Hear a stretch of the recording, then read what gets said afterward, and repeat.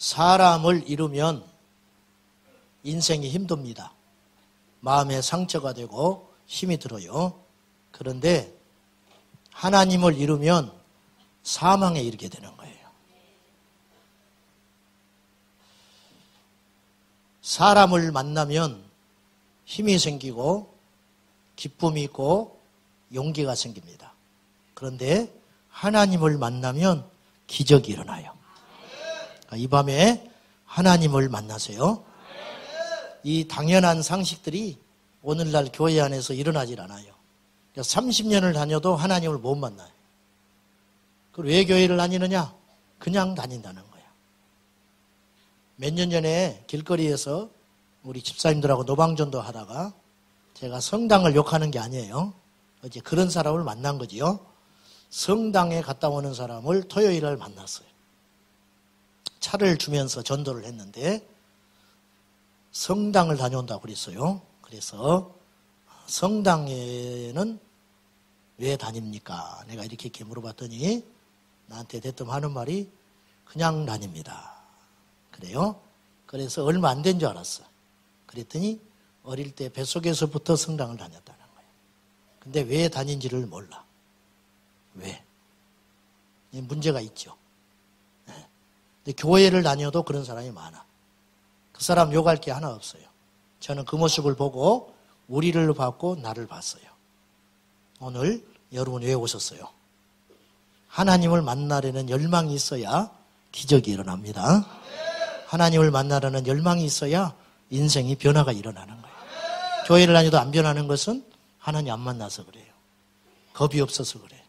하나님의 인격성, 하나님이 살아계시다. 그것을 믿지 못해서 그렇다고 말이죠. 자, 신년 첫 금요 성령 집회를 허락하신 하나님께 감사를 드리며 올 1년 동안 금요일마다 여러분의 기도가 하늘의 보좌에 상달되는 기적이 일어나시고 금요 성령 집회를 통하여 여러분의 삶에 큰 영적 동력이 일어나기를 예수님의 이름으로 축원합니다. 여러분 갈 길은 멀지만 우리는 주님을 붙잡고 있으면 멀지만 힘들지만 천국 갑니다. 주님 붙잡고 있으면 당장은 어떤 일이 안 일어나는 것 같지만 우리가 시간이 흘러 주님의 심판대 앞에 서면 반드시 어떤 큰 역사들이 일어났다는 것을 간증하게 될 것입니다. 기도는 땅에 떨어지지 않습니다. 예배는 헛되지 않습니다. 말씀은 절대로 능력입니다. 할렐루야. 자, 오늘 사단의 전략 5번째 시간을 하겠습니다. 사단은 사실은 우리가 믿음의 확고하게서 있어서 주님의 이름과 십자가의 능력과 예수님이 행하신 그것들을 우리가 알기만 하면 사단은 두려운 존재가 아니에요. 근데 사단이 위험한 것은 속이는 데 명수라는 거예요. 속이고 교활하고 포기할 줄 모르기 때문에 지치지를 않기 때문에 사단이 치명적이다라는 말을 제가 계속 해오고 있습니다. 사단은 이 마지막 시대를 맞이하여 이 사단은 전에 없는 엄청난 공격들을 쏟아붓고 있습니다. 그때 이게 이제 속임이 사단이 제일 큰 무기라는 거예요. 미혹. 한 번 찍으면 안 속지요. 10번 우리에게 접근을 해도 우리가 이길 수 있을지 몰라. 근데 1000번, 10,000번 우리를 찍어대면 우리에게 영적으로 약할 때가 있단 말이에요. 영적으로 약해질 때. 그때는 이것이 치명적으로 온다는 거예요. 그렇기 때문에 이때를 이 한 번의 찬스를 위해서 마귀는 베드로 사도의 말처럼 쉬지 않고 우는 사자처럼 우리를 공격해 온단 말이죠. 그래서 우리는 그 한 번의 틈새가 우리 인생을 넘어뜨리고 있을 수 있다는 것을 우리가 알고 깨어 있어야 한다는 겁니다. 오늘 우리가 고린도전서 10장을 읽었는데 바울이 무슨 말을 하냐면 광야에서 기적을 경험하고 하나님의 엄청난 역사로 홍해가 갈라지고 그걸 세례로 표현을 했어요. 바울은 이스라엘 전체 장정만 60만, 그러니까 300만, 200만이 이건 숫자를 헤아릴 수는 없어요. 아무튼 그 수백만의 인구들이 이 홍해를 건너면서 영적으로 세례를 받아서 광야에 나와서 만나를 먹고 불기둥과 구름기둥의 기적을 경험했던 이스라엘 백성들이 어떻게 했느냐? 금송아지를 만들어 놓고 펄펄 뛰면서 하나님을 배역했다. 이것이 남의 이야기처럼 여겨지느냐? 그걸 반면교사로 삼고 너희는 넘어지지 말아야 된다는 거예요. 이게 이제 원수에게 속은 것이거든요. 원수에게 속았단 말이에요. 그리고 그들은 믿음이 없어서 그렇지. 형편없는 자들이었잖아. 광야에서 맨날 넘어지고 하나님께 배신하고 불평했기 때문에 우리하고 그들은 수준이 다르다. 그럴까요? 그렇지 않아요. 그들은 안식일을 철저히 우리보다 더 지켰고요. 자기의 죄가 기억날 때마다 성막에 가서 피비린내를 풍기면서 제사를 드렸어요. 그리고 그들은 울면서 애통도 했습니다. 하나님께 드릴 걸 철저히 드렸던 사람이에요. 십계명에 따라서 나름대로 자기의 삶을 율법적으로 지켜내기 위해서 몸부림을 친 사람들이었어요. 그럼에도 불구하고 그들은 속았어요. 누구든지 넘어질 수 있다는 거예요. 누구든지 속을 수 있다는 거예요. 자, 누구를 속일까? 속인다 할 때 우리가 이 세 가지의 전제 조건을 우리가 가정해 봐야 돼요. 첫째, 누구를 속이냐는 거예요. 사단은 과연 누구를 속이는가? 두 번째, 속이는 그의 방법은 어떤 방법이 있는가? 세 번째, 이 속임을 통해서 원수 사단이 얻고자 하는 것은 과연 무엇인가? 이게 당연하게 나와야겠지요. 우리가 저걸 알아야 한다 그랬어요. 원수의 공격 루트를 알아야 우리가 승리할 수 있다. 제가 그랬습니다. 자, 누구를 속일까? 가장 사단에게 손쉬운 먹잇감이 있습니다. 가장 손쉬운 먹잇감. 하나님을 믿지만 여러분 절대 착각하면 안 되는 것이 우리가 교회를 다닌다고 해서 안전하다고 여기지 마라. 내가 성경을 안다고 안전하다고 여기지 말아라. 기도한다고 안전하다고 여기지 말아라. 절대 아니다. 절대.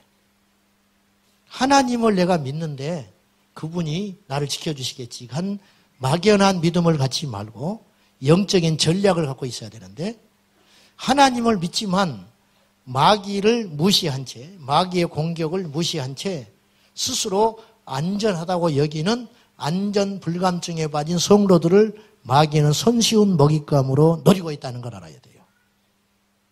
타이타닉이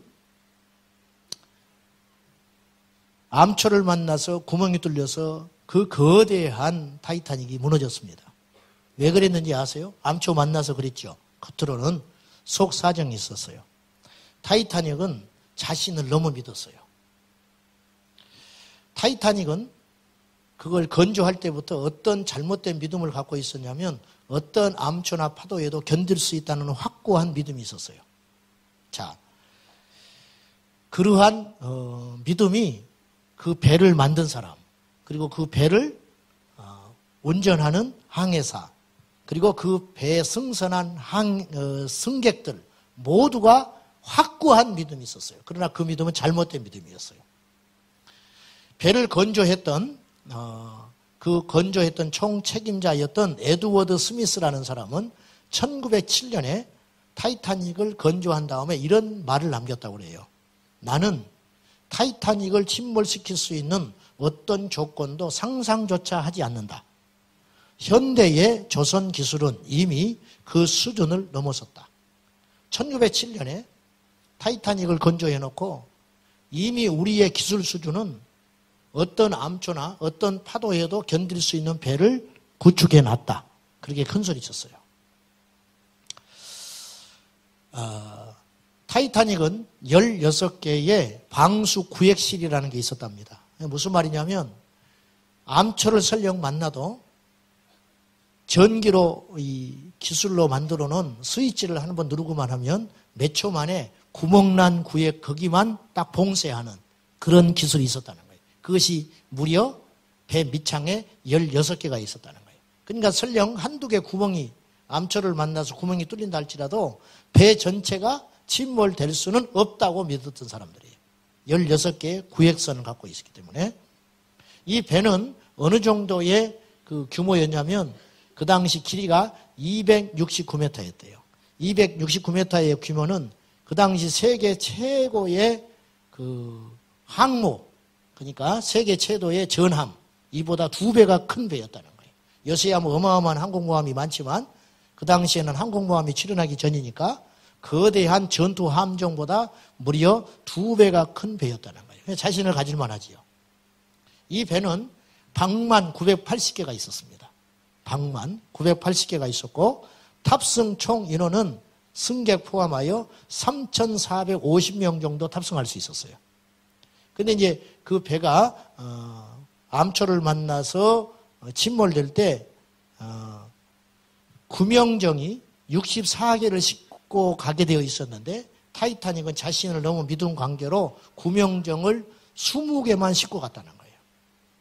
20개. 그것도 배가 암초를 만나서 침몰되고 있었는데 승객들이 암초를 만나서 무너진지를 몰랐고 역시 그 운행하는 자들도 타이타닉이 무너질 걸 모르고 침몰될 줄 모르고 구명전을 배에다가 내리는데 60분이 걸렸다는 거예요.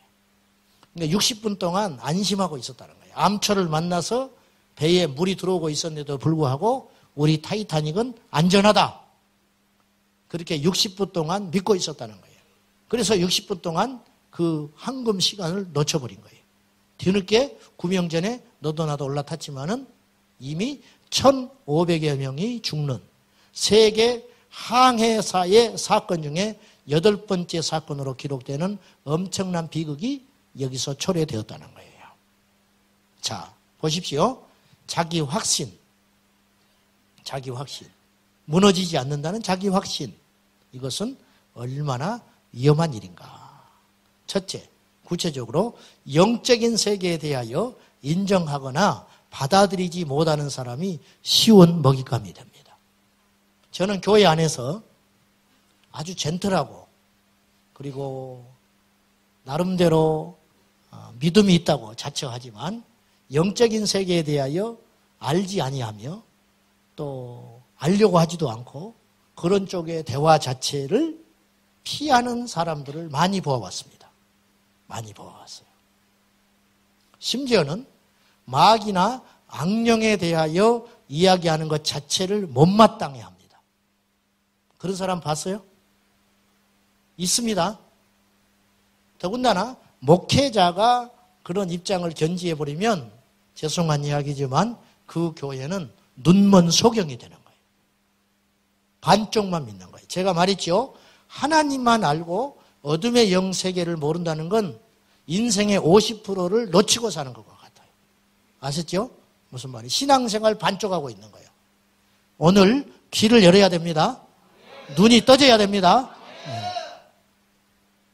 큰 공동체 교회일수록 오랜 전통을 가진 교회일수록 저도 이런 그냥 선입견일 수 있지만 사실이니까 다는 아니지만 다시 오랜 전통을 가진 큰 지체의 공동체일수록 그럴수록 이런 말을 해서 좀 죄송하지만 엘리트 집단이 모인 교회일수록 솔직히 말해보자고요.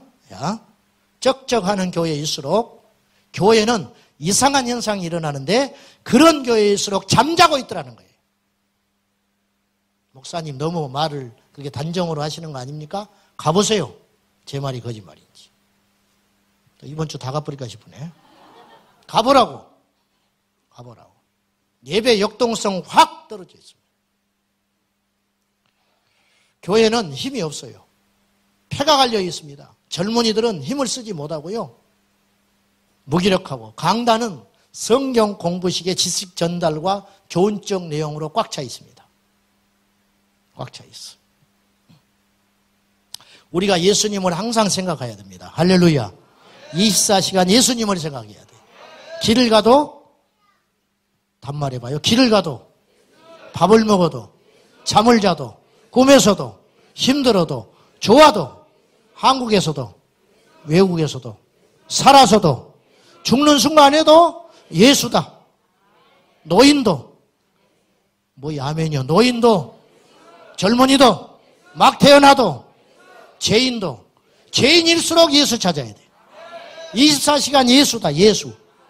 우리가 예수님을 묵상하고 생각할수록 그만큼 또 반면에 뭘 생각해야 되냐면 사단의 존재와 원수의 공격들을 끊임없이 깨워서 의식하는 신앙생활을 해야 된다는 거예요.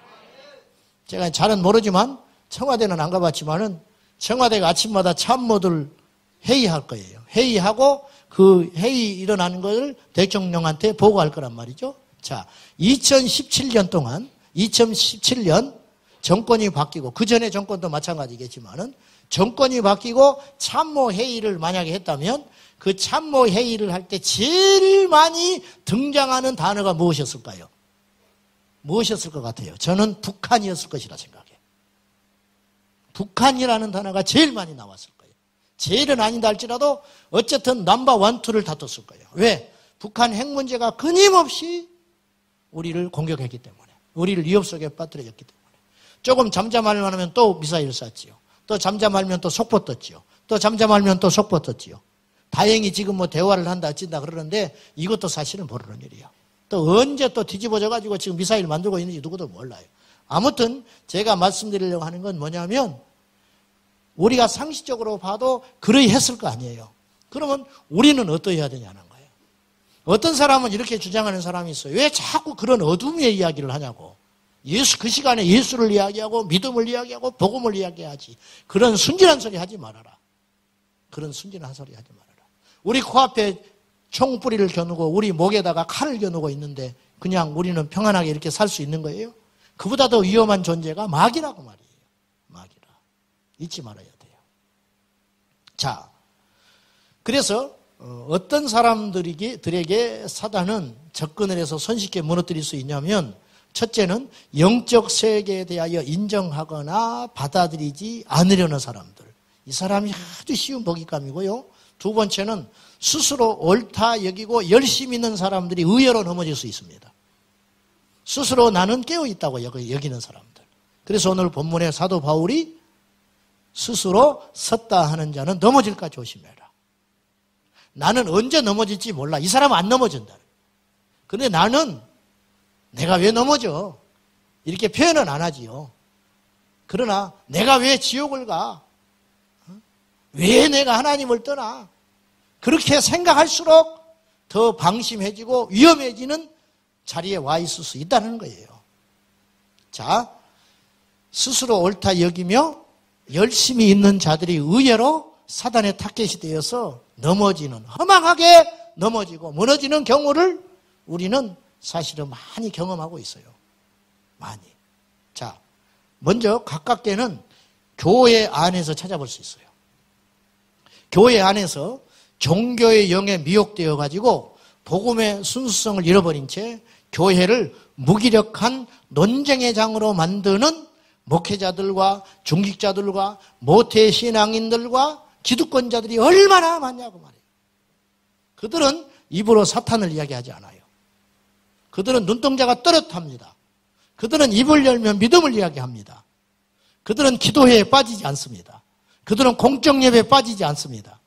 그러나 하는 행동들과 마음속에 있는 가치관은 사단에게 미혹돼가지고 영적인 능력도 없고 복음의 열정도 없고 믿음도 열매도 나타나지 않습니다. 안 그렇습니까?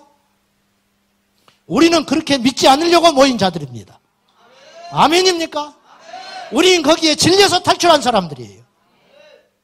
그러니 우리가 그렇게 하면 안 된다고 말이에요. 근데 아쉽게도 그런 일이 일어날 수 있다는 거예요. 어느 공동체든지. 어느 공동체든지. 20대 8의 법칙을 아세요? 20대 8의 법칙? 20%가 80% 먹여 살린다는 거예요.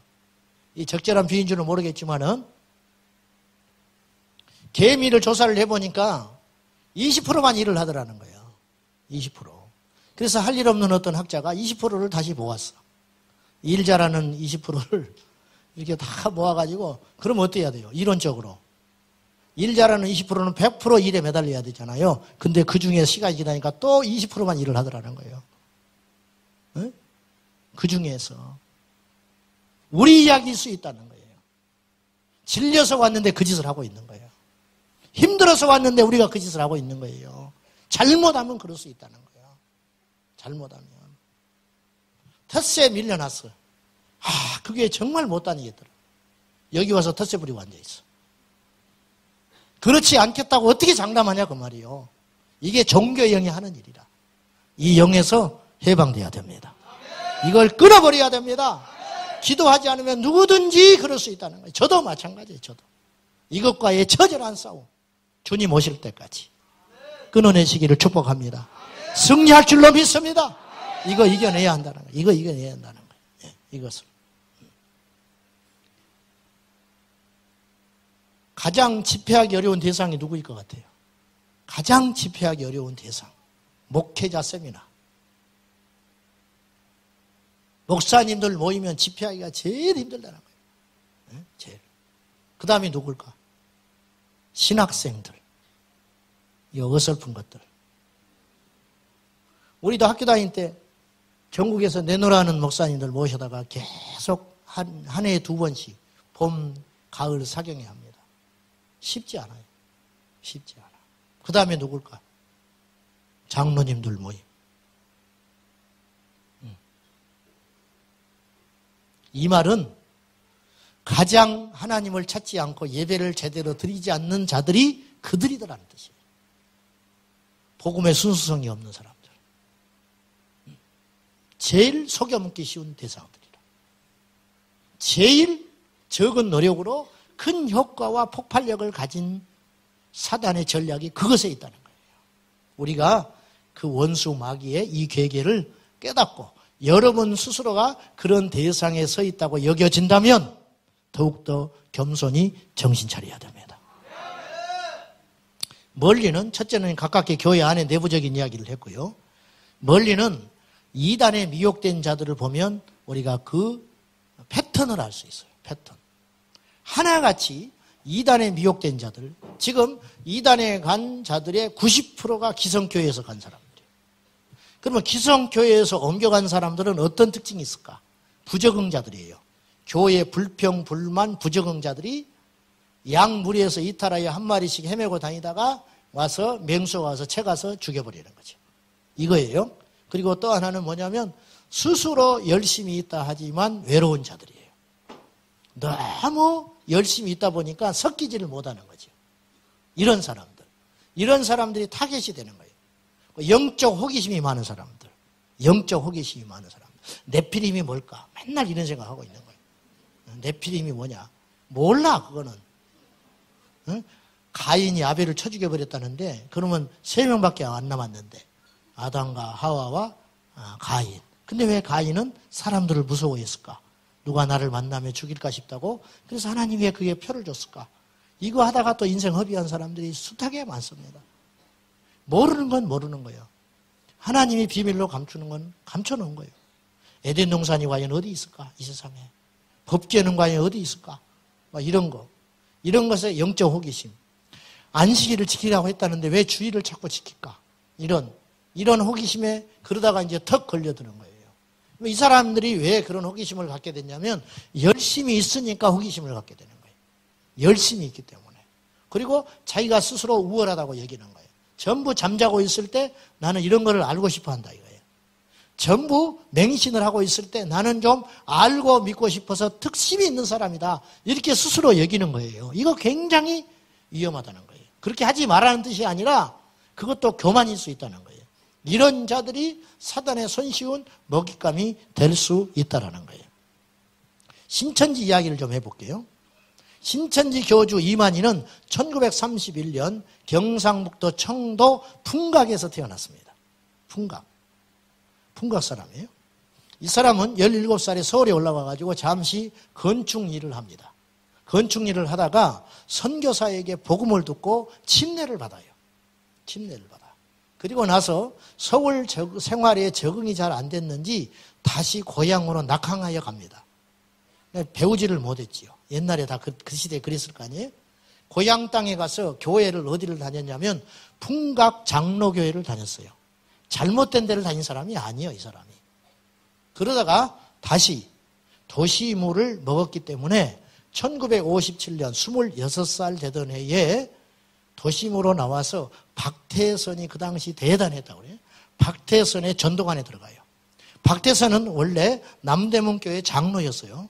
이 사람이 능력이 나타나니까 스스로 교만해가지고 미혹돼서 이단의 교주가 된 사람이에요. 그래서 스스로를 동방의 감람나무라고 여겼어요. 여러분, 먼 우주 밖의 이야기를 하는 것 같지요? 여러분하고 상관없는 이야기를 하는 것 같지요? 저와 여러분이 언제든지 그럴 수 있어요. 아시겠어요? 그런 일이 없어야 되기 때문에 우리가 이야기하는 거예요. 그런 일이 없어야 되니까 우리가 경고로 드려야 된다 그 말이요. 오늘 이 이야기는 저에게도 해당되는 이야기예요. 제 자신에게도. 26살 때는 해 1957년에 박태선 전도관의 심취하에 있다가 당시에 신흥 이단이 하나 전국적으로 열풍을 불고 일어났는데 요즘같이 미스미디어가 발달한 시대 갔으면 더 대단했을 거예요. 그 당시에 그런 것이 다 없었을 당시에도 혜성과 같이 나타난 17살 교주가 있었어요. 우리나라 사이비 2단 교주 중에 최연소 교주 유재열. 유재열의 장막성전이라는 것이 나타났어요. 그 유재열은 어떤 사람이냐? 이 유재열은 모태신앙인이었습니다. 엄마가 기도를 많이 하는 사람이었어요. 그런데 어느 날 어머니가 방언을 해요. 유재열이는 방언을 못했어요. 그래서 유재열이 16살 되던 해에 1965년에 유재열은 1949년생입니다. 그러니까 이만희보다 18살이 적은 나이인 거예요. 유재열이. 근데 유재열이 나이 16살 되던 1965년에 호생기도원이라는 곳에 방학때에 기도를 하러 가요. 왜 기도를 하러 갔냐? 어머니가 방언을 받고 은혜를 받으니까 그것이 본인 안에 사모함이 돼가지고 자기도 신령한 은사를 받기 위해서 호생기도원에 가서 기도를 하다가 이때 미혹이 돼요. 이때 환상을 봅니다. 예수님이 어린 양을 끌고 나타났는데 그때 예수님의 음성을 들었다고 주장해요. 그것이 이제 가짜였지요. 광명의 천사를 입고 온 사단이었는데 유재열이 영적으로 분별을 못해가지고 그것을 미혹당했는데 그때 어린 양을 끌고 온 예수께서 이렇게 말씀하셨어요. 너에게 큰 일을 맡기리라. 그 음성을 듣고 유재열이가 그때 거짓 방언을 받습니다. 거짓 방언, 통변, 그리고 영서까지 쓰게 돼요. 그러니까 이제 유재열이가 완전히 붕붕 떠버린 거예요. 그리고 나서 성경 말씀을 읽으면서 사단에서 온 지혜를 얻어가지고 유재열이가 17살 때부터 장막성전을 세우고 그 뒤로는 학교를 중퇴해버려요. 이제 학교를 안 가. 오직 기도하고 말씀을 보면서 유재열이 본격적인 2단 사이비 역할을 하기 시작하는데 스스로를 높여서 보혜사라고 주장을 하면서 머리에 인 맞은 14만 4천 명만 구원을 받는다고 주장을 하기 시작해요. 그때 한국 사회 당시가 불안과 초조와 두려움에 쌓여 있었기 때문에 이 유재열의 장막성전에 엄청나게 많은 사람들이 몰려들기 시작해요. 그리고 대단했습니다. 그래서 그는 스스로 유재열은 높여가지고 스스로를 높여서 만국을 다스릴 철장 권세를 받았다고 요한계시록을 읽다가 사단에게 씌워가지고 그걸 주장하는데 이것이 먹히기 시작해요. 자, 이제 다시 이만희 이야기를 좀 할게요. 왜 제가 이런 지지한 이야기를 하냐면 이런 것들을 우리가 들어놓는 것이 남의 이야기가 아니고 영적으로 사단이 어떻게 공격을 했고 어떻게 한 인생을 파괴하며 어떻게 그로 인하여 이렇게 엄청난 이 땅에 무리를 일으키고 있는지를 봐야 한다는 거예요. 자, 여러분 하나님의 역사도 사람이고요. 마귀의 역사도 사람이에요. 그러니까 우리는 굉장히 위험하고 중요합니다. 여러분이 하나님의 손에 붙들려서 아름답게 쓰임받든지 아니면 사단의 하수인이 되어서 평생 하나님을 대적하든지 이 둘 중에 하나밖에 없는 거예요.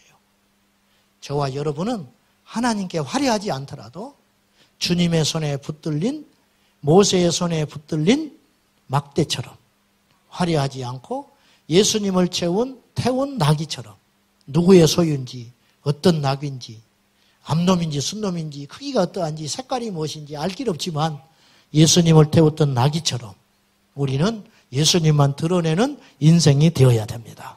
이것이 승리예요. 할렐루야. 근데 마귀는 이렇게 하지 못하게 한다니까요.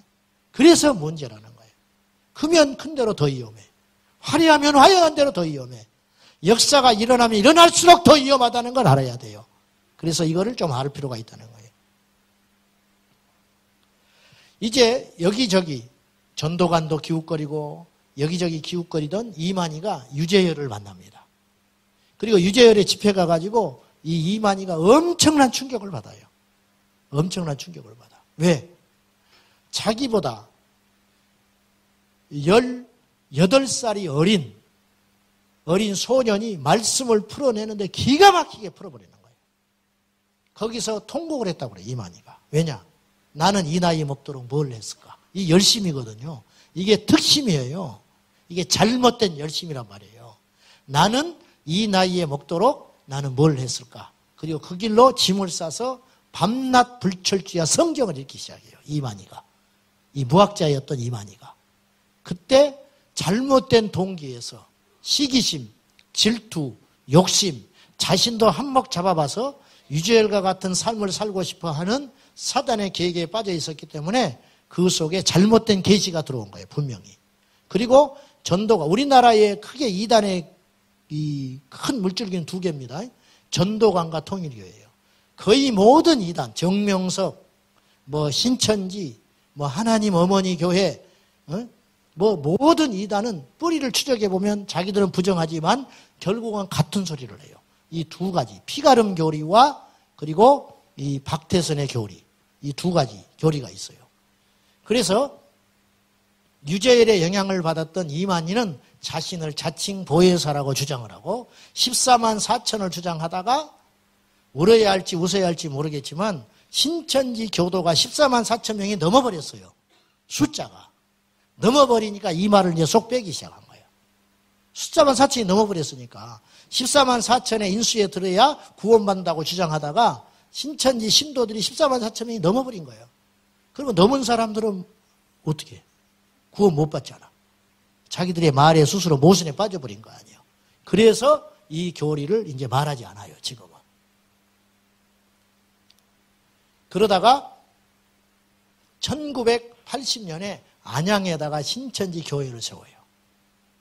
그리고 그냥 그럭저럭 하다가 드디어 신천지의 획기적인 큰 전환점이 일어나기 시작했는데 그게 뭐냐면 1990년에 서초구 방배동에다가 그 유명한 무료 성경 신학원을 오픈을 합니다. 이것이 전국적으로 선풍적으로 일어나버려요. 그래가지고 오늘에까지 이르게 된 거예요. 분명히 이야기하지만 신천지는 죽습니다. 이만희는 곧 죽는다고. 곧 죽어요. 내가 예언해. 100% 예언해. 이만희 곧 죽어. 고령이라 곧 죽는다고. 하나님이 안 쳐도 죽게 돼 있어. 아무리 뭐 산삼을 데려 먹어도 죽게 돼 있어. 그리고 그 후계자는 김남희가 차지하게 될 거예요. 그러면 암투가 벌어질 거예요. 그럼 반드시 이것도 내가 예언 하나 할게요. 이만희 사후에 신천지는 분리될 겁니다. 이파 저파 모든 이단들이 그랬어요. 전도관이 그랬어요. 통일교가 지금 그랬어요. 큰아들, 둘째아들, 셋째아들, 엄마, 한학자까지 해가지고 싹 갈라져 버렸어요. 이만희도 그래요. 왜? 재산이 있기 때문에. 갈라지게 돼 있어. 이쯤 되면 여기서 누군가 일어나야 되는데 열받아서 나가는 사람이 하나 나와야 되는데 아주 훈련을 잘 받으셨어요. 저도 이야기했지만 인천 방주교회 목사님 그 방주교회 교인이 신천지에 들어가가지고 1단계부터 차근차근 밟아 들어갔다잖아. 신천지를 한번 뒤집어 보겠다고. 그러다가 이제 중간주 몇 달 동안 공부를 하다가 이 강사가 박보영 목사님 욕을 한 거예요. 그러니까 벌떡 일어나가지고 우리 목사님 그런 분 아니라고. 그래요. 그날로 쫓겨났어요. 내가 이제 이렇게 한 번씩 해보는 건데 참 훈련을 잘 받았어요. 이들의 특징이 있습니다. 이단에 미혹돼서 지금 무리를 일으키는 이들의 특징이 있는데 자신이 틀렸는지 모르고 하나같이 열심히 있었던 사람이라는데 그 특징이 있습니다. 즉 잘못된 열심히 빚어낸 영적 괴물들이라고 말이죠. 사단은 이들을 쉬운 먹잇감으로 삼을 수 있다는 거예요. 먼 이야기로 듣지 마세요. 이렇게까지는 아니지만 오늘 우리 중에서도 하나님 앞에 겸손하지 못한 채 영적으로 교만에 차 있는 상태에 있다면 사단이 그를 아주 손쉽게 휘둘릴 수 있다는 것을 꼭 기억하시고 그 속는 노름에 속지 마시기를 예수님의 이름으로 부탁합니다. 자, 그러면 여러 가지 장황한 이야기를 했으니까 교회 안에서 종교형에 미혹되어 휘둘리는 사람이 사단에게 쉽게 무너질 수 있다. 두 번째, 특심이 있고 열심이 있지만 스스로를 교만하게 생각하여 항상 영적인 불만에 빠져서 뭔가를 갈구하는 그런 사람들이 이단에 속히 미혹될 수 있다는 거죠. 무슨 말인지 아시겠죠? 세 번째는 하나님의 역사와 마귀의 초자연적 역사를 구분짓지 못하는 자들도 손쉽게 넘어질 수 있습니다. 자, 무슨 말이냐면 하나님의 역사에는 신비가 있습니다. 아멘. 저는 모든 능력을 믿습니다. 성경에 나타난 모든 능력뿐만 아니라 주님의 말씀에 기초하여 너희가 나를 믿으면 내가 하는 일을 할 것이다. 그리고 나보다 더 큰 일도 하리라. 이건 주님을 초월한다는 뜻이 아니라 주님은 이 땅에 기적을 베풀어 오신 분이 아니고 3년 공생애 동안에 십자가를 목표로 사셨기 때문에 병든 자가 있으면 고쳐주시고 먹을 양식이 없을 때는 먹을 걸 주시고 풍파가 일어날 때는 풍랑을 잠잠케 하셨지만 그걸 목적으로 오신 분은 아니단 말이죠.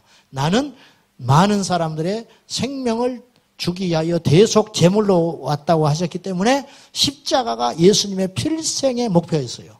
그렇기 때문에 주님의 공생의 기간이 짧았고 기적을 베풀 시간이 적었고 그 당시에는 다양하지 않았잖아요. 병도 이렇게 많지 않았을 거 아니에요. 그 당시에는. 그렇기 때문에 그런 의미에서 주님의 능력은 오늘도 유효하기 때문에 예수님 당시에 없었던 병을 우리는 고칠 수 있는 것이죠. 그런 의미에서 주님의 능력을 믿으면 주님의 일보다 더 큰 일도 한다 그 말이에요. 저는 그걸 확실히 믿습니다. 제가 능력이 없고 그런 일이 많이 일어나지 않는 것이 한스러울 뿐이지 성령을 저는 제한하지는 않아요. 할렐루야. 여러분을 통해서도 그런 일 하십니다. 어린아이를 통해서도 하십니다. 믿기만 하면 역사가 일어나는 거예요. 그렇지만 기독교 신앙은 신비지만 기적이지만 역사지만 이적이지만 신비주의는 아니다 그 말이에요. 그러면 신비와 신비주의는 어떤 차이가 있느냐? 신비는 그 자체 이적이지만 신비주의는 과장시키고 미화시키고 그 중심에 자기가 있는 거예요. 하나님께 영광을 돌리면 이것은 기적이지만 그 기적을 행한 후에 자신이 중심에 서 있으면 이거는 무척이나 위험한 일이라는 거예요. 이건 뭐 위험하다는 표현이 맞지 않을 정도로 이건 패망의 길로 가는 거예요. 패망의 길. 이게 과장되고 한 사람 고치면 밖에 나가서 100명 고쳤다고 이야기하고 다니고 뭐 이런 거 있잖아요. 이게 다 신비적 현상이라는 거예요. 그래서 수많은 사역자들과 교회들이 성령으로 시작하여 육으로 끝나버리는 거예요. 그래서 나중에는 쇼를 하고 있는 거예요. 쇼. 무슨 말인지 아시죠? 이런 사람들은 이미 사단에게 쓰임받고 있는, 점령되어 있는 그런 상태라 볼 수 있어요. 자, 교회사 속에서 얼마나 소위 많은 성령 운동하는 자들이 오염되어서 배교와 변질을 갖는지, 변질의 길을 갖는지 셀 수도 없을 정도예요. 셀 수도 없을 정도. 천사의 방문과 환상으로 미혹되어 참 신앙을 버리고 사단의 앞자기가 되었는지도 모릅니다. 마태복음 7장 22절 말씀, 잘 아는 말씀이지만 한번 봅시다. 자, 비춰주세요. 안 했는가? 마태복음 7장 22절? 아니요? 자, 내가 읽을게요. 그러면 잘 아는 말씀이니까 들으셔도 됩니다. 자, 그날에 많은 사람이 나더러 이르되 주여 주여 우리가 주의 이름으로 선지자 노릇하며 주의 이름으로 귀신을 쫓아내며 주의 이름으로 많은 권능을 행하지 아니하였나이까. 마지막 날에 심판날에 내가 주님의 이름으로 선지자 노릇했습니다. 내가 부흥사했습니다. 내가 목회를 해가지고 몇만 명이 모이는 사람들을 모이는 교회를 이루었습니다. 이게 그 이야기예요. 내가 주님의 이름으로 선지자가 아니요. 선지자 노릇. 목사 노릇했다는 거예요. 목사 노릇해가지고 먹고 살았어. 목사 노릇해가지고 내 이름을 드러낸 거예요. 목사 노릇해가지고 수많은 사람들을 속였어. 목사 노릇해가지고 타고난 말로 사람들을 미혹했다는 거예요. 내가 이런 일을 했다. 그 말이에요. 근데 주님의 심판대 앞에 설 때까지 자기가 잘못된지를 몰랐다는 거예요. 나는 훌륭한 목회사역을 했다고 스스로 장담한 거예요. 그러니까 주님 앞에 떳떳하게 내가 주의 이름으로 선지자 일을 했습니다. 선지자 노릇했습니다. 내가 아니면 누가 상 받습니까? 상은 둘째치다 할지라도 주님 나는 천국에 들어가고도 남습니다. 이 이야기 하는 거 아니에요? 내가 선지자 노릇했습니다. 내가 누군데? 이렇게 이야기하는 거예요. 또 많은 사람들이 주의 이름으로 능력을 행했습니다. 능력 나타나는 게 보통 일인가요? 내가 주의 이름으로 귀신을 쫓았습니다. 귀신이 아무에게나 쫓아납니까? 잘 배웠다고 많이 배웠다고 사람 좋다고 쫓겨납니까? 아니죠. 영권이 있어야 쫓겨나지요. 알고 봤더니 서로 한 통속이었다는 거예요. 귀신이 나간 게 아니었다는 거예요. 사람들을 미혹하기 위해서 속이는 일이었다는 거예요. 진짜 나간 게 아니라는 거예요. 왜냐? 쫓아내는 사람도 사단의 미혹을 받았고 나가는 자도 사단의 미혹을 받고 있었다. 이 이야기 아니에요? 왜? 그 근거는 확실해요. 주님께서 마태복음 7장 23절에 분명히 규정하기를 불법을 행하는 자들아 내게서 떠나가라 했기 때문에 주님의 판단은 공의롭습니다. 주님의 판단은 오차가 없어요. 사람은 오해를 해요. 사람은 참도 거짓이라고 거짓도 참이라고 할 수 있어요. 그러나 주님의 심판은 절대적입니다. 할렐루야. 주님의 심판은 이의를 다할 수 없어요. 그냥 끝인 거예요. 절대 오류가 없습니다.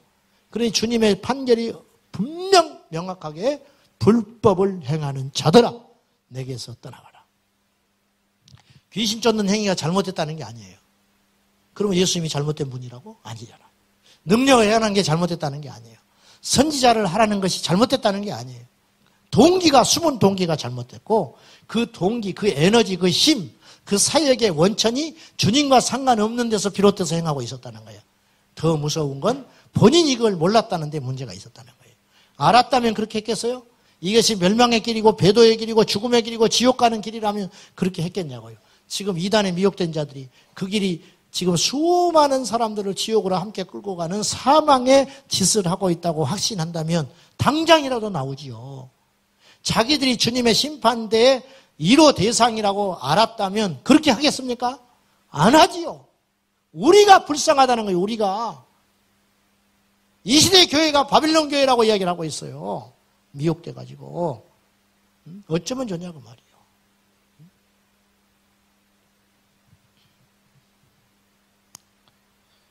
자, 저도 하나님의 능력과 기적을 소원합니다. 간절히 소원하지만 그러나 조심합니다. 조심해요. 왜? 그것이 주님보다 앞서지 않도록. 그것이 성령의 열매보다 앞서지 않도록. 열매 없는 능력이 나타날 수 있다는 거예요. 열매 없이도 능력 나타날 수 있어요. 술을 먹는 사역자임에도 불구하고 그 사람의 손을 통해서 귀신이 나갈 수 있어요. 이러니까 속는다는 거예요. 그래서 계속 술 먹지요. 술 먹고 귀신 나갔더니 막 혓바닥이 나와버리고 이빨이 빠져버리고 그러면 겁이 나서 그렇게 하겠어요? 근데 여상한 거예요. 여상해.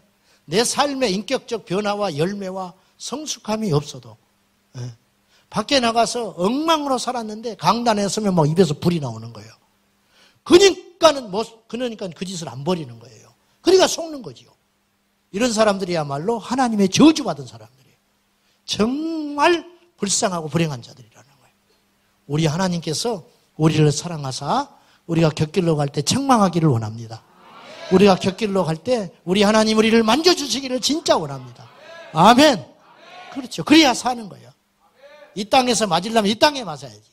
하나님 십파때 가서 맞으면 너무 늦어버린다는 거예요. 무엇이 복인지를 보셔야 돼요. 무엇이 사랑인지를 보라는 거예요. 무엇이 하나님의 사랑을 입은 사람인지를 보라고 말이요. 무엇이. 극단적인 예를 하나 이야기해 볼게요. 삶의 변화와 인격의 변화 없이도 때로는 은사와 능력과 힘이 나타난다는 성경적인 증거가 있어요.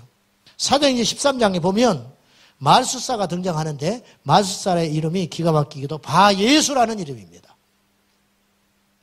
바라는 말이 무슨 말인지 아세요? 아들이라는 이름이에요. 아들. 그래서 디메오의 아들이 바디메오잖아요. 아시죠? 바디메오. 소경 거지 바디메오. 디메오의 아들이라고 해석을 했어요. 바는 아들이란 말이에요. 그러니까 이 마술사, 악령의 힘을 빌려가지고 마술을 행하는 자의 이름이 예수의 아들이라 그런 말이에요. 물론 그 당시 유대 사회에서 예수라는 이름, 호세아라는 이름, 여호수아라는 이름은 똑같은데 여호와는 구원이시다라는 말이에요. 이 말은 흔한 이름이었어요. 그러니까 예수라는 이름을 가진 자가 많았어요. 그러니까 그 아비가 무엇을 의미하느냐 하면 바예수, 이 마술사의 아비가 어떤 사람이었다는 걸 증명하냐면 하나님을 믿는 자였다는 뜻이에요. 여호와는 구원이시다라는 이름을 가진 자였기 때문에. 그 할아버지도 믿는 사람. 그 예수의 아들이 바예수다. 근데 그가 마술사였어요. 그가 능력을 행했습니다. 기적을 행했습니다. 병을 고쳤습니다. 사도행전 8장에 보면 마술사 시몬, 시몬이라는 이름도 어떤 이름이냐? 베드로가 시몬이에요. 들음이라는 뜻이 들음. 하나님이 나의 기도를 듣는다는 뜻이 시몬이라는 이름이에요. 그러니까 믿는 자지요, 애초에. 근데 이가 마술사가 됐어요. 시몬이 어떤 일을 행했냐면 사마리아 땅에서 마술을 행하여 수많은 사람들을 미혹하고 있었기 때문에 사마리아의 고관 대작부터 낮은 자에 이르기까지 이 시몬을 모르는 사람이 없었고 시몬을 칭송하기에 바빴어요. 어떻게 칭송했냐? 하나님의 큰 능력을 행하는 자라고 이구동성으로 칭찬했어요. 근데 알고 봤더니 그가 악령에 사로잡힌 자였다는 거예요. 우리가 뭘 이야기하냐? 무엇을 이야기하느냐? 표정만 보지 말고. 자, 나무만 보면 안 돼요. 나무가 파릇파릇하고 대단해. 가을에 열매가 없어요. 주님이 이 나무를, 무화과를 저주했어요. 잎사귀만 무성한 무화과 나무를 저주했듯이. 이적과 표정만 행하고 삶의 진정한 십자가의 능력과 열매가 없는 인생을 향하여 우리 주님은 심판하십니다. 그래서 나무만 보지 말고 열매를 보라. 여기서 열매는 행실과 언어입니다. 행실과 삶을 보라는 거예요. 직분, 학벌, 세상의 직위, 믿음의 가문만 보지 말고 진정 거듭난 십자가의 능력이 그 영혼의 심장에 있는지를 보라고 말이요. 우리 젊은 친구들이 이제 홍기가 차면 연애하고 이제 그럴 텐데, 하기만 해봐. 연애하고 그럴 텐데, 이제 배우자를 선택할 때, 뭐 믿는 자의 집안이다. 뭐 어릴 때부터 모태신앙이었다. 그건 겉복이야. 그것에 속으면 안 돼. 만나서 진짜 그 안에 예수가 있는가? 눈물이 있는가? 주님을 사모하는 뜨거운 열망이 있는가? 그걸 봐야 한다고 말이에요. 겉만 보고 홀딱 넘어가가지고 나중에 나를 설득하려고 그래요. 와서. 목사님, 믿는 사람이 믿는 사람하고 결혼하면 언제 복음을 이루냐는 거야. 지가 무슨 복음을 이루겠다고, 결혼을 해서 복음을 이루겠다고. 그쯤 가면 이제 맛이 간 거니까 누구 말도 안 들어. 그건 예수님 말도 안 들어. 그냥 지가 쓴맛을 봐야 돼. 가서 아주 발등을 찍고 후회하는 날이 와야, 그때서야 내가 왜 그럴고 그런 날이 와봐야 정신을 차리는 거예요. 그냥 그래서 하나님이 그 사람 놔둬버리니까 나도 놔둬버리는 거야. 그냥 미리 이야기한 거예요. 미리 이야기하니까 절대로 외모를 보지 말고, 여기서 외모만 보지 말라는 거, 겉만 보지 말고 신앙의 외형만 보지 말고 그 중심에 거듭남이 있는가 봐라. 여기 청년들이 주로 앉아 있으니까 여기만 보고 지금 계속 설교를 하는 거예요. 이 설교는. 자, 오늘 이 설교는 오늘로 끝낼 설교가 아니에요. 다음 주에 이어서 한 번 더 할 테니까 오늘의 결론, 자신을 살펴서 언제든지 내 자신이 미혹에 빠질 수 있고 넘어질 수 있고 잘못되어 변질되어 배교의 길로 갈 수 있다는 걸 알고 겸손히 귀는 열고 입을 봉하고, 아멘. 다 잊어버려도 좋아요. 오늘 이 한마디만 기억하고 가시면 안 돼. 귀는 열고 입은 봉하라. 여기 이제 거꾸로 되면 골치 아파. 입은 열고 귀는 닫고 살아. 입은 열고 귀는 확 닫고 있어. 누구 말도 안 들어. 그리고 일만 열면 이제 똑똑한 척하고 다니는 거예요. 이러면은 영적으로 점점점 더 후퇴하게 되고 사단의 먹잇감이 된다는 거예요. 다시 한번 따라하세요. 귀는 열고 입은 봉하라. 이런 사람을 사단이 무서워하는 거예요. 계속 성장하니까. 계속 하나님을 두려워하고 원수 마귀의 계계를 알기 위해서 깨어있는 사람이야말로 마귀에게 살떨리게 무서운 존재라는 거예요. 힘없는 자가 무서운 게 아니에요. 겸손한 사람이 무서운 거예요. 주님 앞에 울 수 있는 자가 무서운 자예요. 우리가 그러한 믿음의 초심으로 돌아가서, 예수님 당시에 바리새인들은 귀는 닫고 입을 열었어요. 그래서 예수님의 말씀을 듣지 않았어요. 그래서 멸망의 길로 간 거예요. 그래서 사망의 길로 간 거예요. 그래서 변질되어 배교로 가버리고 만 겁니다. 우리가 그러한 길로 가지 말고 고린도전서 10장 오늘 11절과 12절 말씀 읽고 오늘 말씀 마치겠습니다. 다 같이 시작. 또한 말세를 만난 우리를 깨우치기 위하여 기록되었느니라. 그런즉 선질로 생각하는 자는 넘어질까 조심하라. 반면 교사를 삼으라. 만나를 먹고 금송아지 앞에서 펄펄 뛰었던 이스라엘 모습이 너희들의 모습일 수 있다. 그들이 속았다. 그들에게 원수에게 미혹된 거예요. 그래서 원수가 이렇게 했다고 모세는 분명히 지적을 했어요. 아론이 한 게 아니에요. 어떤 주동자가 있는 게 아니에요. 영적으로 미혹당해서 다 속아버렸다는 거예요. 그래서 속아서 도륙당한 자가 3,000명. 레인들이 칼을 치고 그들을 처벌했습니다. 형제를 쳤습니다. 친구를 쳤습니다. 자식을 쳤습니다. 이런 비극적인 일. 그러나 그 제 3,000을 도륙했기 때문에 이스라엘의 200만, 300만이 안심할 수 있었다는 거예요. 눈물을 흘리면서 칼을 휘둘렀던 그들에게 여호와께서 복을 주셨다고 성경은 이야기하고 있습니다. 사랑하는 여러분, 이들에게 일어난 일들이 본보기가 되듯이 오늘 수많은 사람들이 미혹되고 배교의 길로 가고 있다는 걸 기억하시고, 그들도 한때는 우리보다 더 많이 기도했고, 그들도 한때는 우리보다 더 겸손한 척했고, 그들도 한때는 우리도 더 많은 열정과 헌신을 했다는 것을 꼭 기억하시고, 우리도 언제든지 깨어있지 않으면, 교만하면, 정신 차리지 않으면, 말씀 옆에 엎드리지 않으면, 십자가를 붙잡고 살지 아니하면 우리도 그 길에 들어갈 수 있다는 걸 꼭 기억하시고, 나는 스스로 선질로 생각하는 자는 넘어질까 조심하여 2018년에도 우리가 믿음으로 더욱더 성장하고 성숙하고 더 하나님을 뜨겁게 사랑하는 예수의 사람들 되시기를 주님의 이름으로 축원합니다. 할렐루야. 기도하겠습니다. 하나님 아버지, 우리가 이 악한 세대를 살아감에 있어서 깨어서 정신을 차려 사단의 공격 루트를 알고 겸손히 주님의 십자가를 붙들기를 원합니다. 이 밤에도 말씀이 우리의 심령에 잘 박힌 못이 되어서 이 말세를 사는 우리들에게 깨어있게 하여 주시고 정신 차리게 하시고 긴장하게 하여 주시옵소서. 주여, 이 밤에 우리에게 혼란스러운 모든 영들은 떠나가게 하여 주시고 정한 영을 부어주시고 오늘 말씀을 통하여 우리 자신들의 모든 속사람들이 드러나게 하시고 기도를 하는 중에 주님의 능력이 임하여서 우리 안에 있는 모든 영들이 떠나가게 하여 주시고 주님의 거룩한 영으로 새로워지고 거듭나는 역사가 일어나게 하여 주옵소서. 우리 안에 이 약하고 더러운 모든 피들은 떠나가게 하시고 예수의 피로 새롭게 하여 수혈하여 주시옵소서. 주님 더욱더 낮아지게 하시고 더욱더 어린아이처럼 겸손해지게 하여 주시고 주님 앞에 날마다 믿음의 초심으로 돌아가게 하여 주옵소서. 예수님의 이름으로 간절히 기도하옵나이다. 아멘.